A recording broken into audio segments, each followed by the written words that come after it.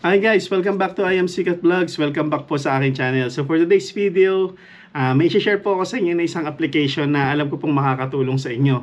Dahil medyo matagal-tagal na din po tayo hindi nakakapag-upload ng video at ito po yung opportunity na to para makatulong ulit sa inyo.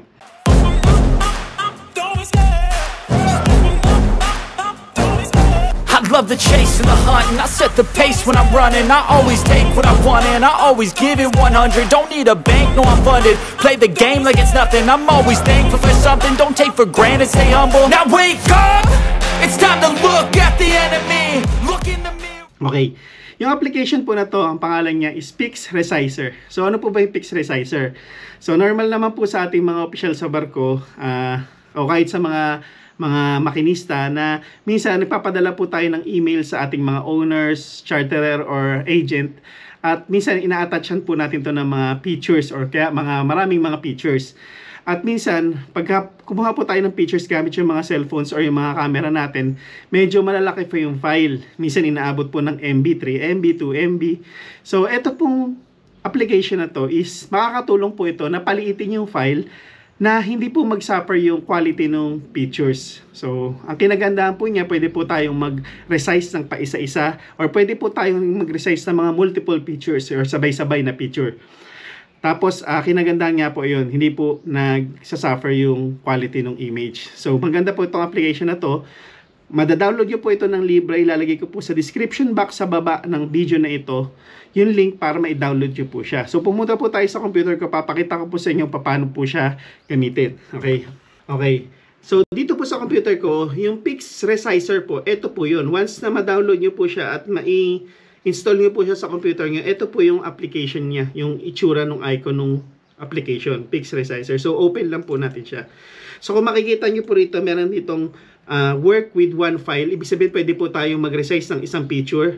Pwede po rin tayong mag-work with multiple files. Ibig sabihin, maramihang pictures, sabay-sabay niya pong i-resize nang hindi po sasuffer masyado yung quality ng features. So pumunta po tayo doon, papakita ko po kayo kung gaano po ganda yung application na to. So mag-sample po tayo. Meron po ako ditong features na isa. Ayan, nilagay ko po dito sa desktop. So, ang pangalanan po natin siya ng sample lang po A. Tapos yung outcome niya, yun yung magiging B. So, kung ito features na po ito, ayan, yung picture ng barko, yung pupa ng barko. So, ang file size niya po is, galing po to sa camera ng ahente. So, ang file size niya is 2 MB.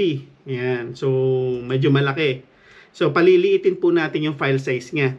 So, dito po sa may program, makikita niyo po load pictures. So, load, ibig sabihin dito po natin kukunin yung picture na i-resize natin. So, hanapin po natin sa desktop.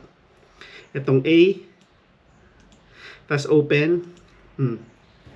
Tapos dito sa select new size, pwede po tayo mamili kung gaano kalaki po ng image yung gusto natin gano'n. Siyempre, mas maliit na size from 100 to 25%. Habang lumiliit, mas lumiliit po yung file size niya. Diba? Yung image, kasi yung size to ng image yung resolution niya. So, habang pinaliliit natin yung percentage, liliit din yung file size niya. So, let's say, halimbawa gusto po natin kunin is 33%. Ayan. Okay, 25% na lang. Tignan natin. Tapos dito sa select file format, pwede po natin itong i-convert ng directly na to PNP, JPEG. Ayan. So, JPEG na lang din po natin siya. Tapos, kiklik lang po natin itong save picture. Ayan. Sa save picture po, dyan natin ilalagay kung saan natin isi-save yung picture. O let's say, halimbawa sa desktop din po natin siya ilalagay, pero ang papangalan ko na po sa kanya is B. B na po. Tapos, i-click lang po natin itong save. Okay, ayun na po, na-convert na po siya. So, tignan nga natin, etong file size ng kanauna, yung original 2 MB, ito naman bago is 140 KB na lang po. So, ang laki ng iniliit. Pero tignan po natin yung quality. So, ito po yung original. Ito naman po yung kinonvert. So, makakakita po ba kayo ng difference? So, wala halos, di ba? Kasi ang ganda pa rin po ng quality ng image. So, yan, ganyan po ang gagawin natin. Paano naman po kung multiple files? Okay? kung multiple files po yung i-convert natin. Punta po tayo dito sa work with multiple files. Okay?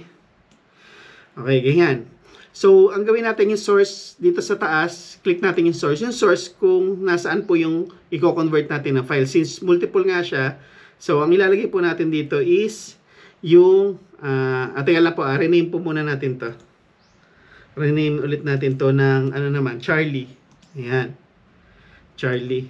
So, hanapin po natin yung, sa source, hanapin po natin yung, Charlie. So, nasa desktop po siya. Charlie, tas okay.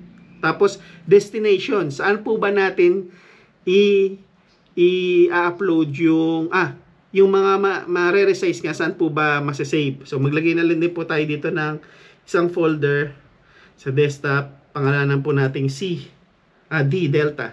Ayan, okay. Tapos, destination. Click natin. Puntahan po natin yung letter D. Okay. Tapos dito make new size. So gaano kalaki po yung gusto natin. So pwede po natin paliitin pa yan. Okay. Tapos ganun din, select file format, okay? Tapos save pictures, so may-anim po tayo na pictures. So gawin lang po natin, i-save natin. So yun, ganun lang po kabilis. Imagine, ang bilis lang pong mag-resize ng picture. Hindi na po natin kailangan isa-isain. So tapos na po. Okay, so tignan po natin yung isang picture po, let's say ito pong nagbabaldeho. Ayan. Tignan po natin yung file size niya File size niya is 4 MB. Dito po sa na-convert, tignan po natin kung gaano kaliit na lang siya. So ito po yung na-convert. O, ayan. Diba, maliit na siya. Pero hindi maganda pa rin yung quality ng image niya. Pero tignan lang po natin kung gaano na lang siya kaliit. So, imagine, from 4 MB, naging 31.4 KB na lang siya. So, yan. So, I hope na makatulong po sa inyo to, especially sa mga official sa barko. Alam ko, magandang program po to kasi gamit na gamit ko po ito. Simula nung nag-chipmate ako, marami po kaming, syempre, exposed po kami sa mga madalas na nagpipicture ng mga kung ano-anong trabaho sa barko. So, ganun lang. Inire-resize namin yung pictures ng mabilisan. So, thank you po sa inyong pagtutok sa aking channel. I hope na nakatulong po ako sa inyo at hilingin ko lang po na patuloy po tayong manood at sumuporta sa aking channel.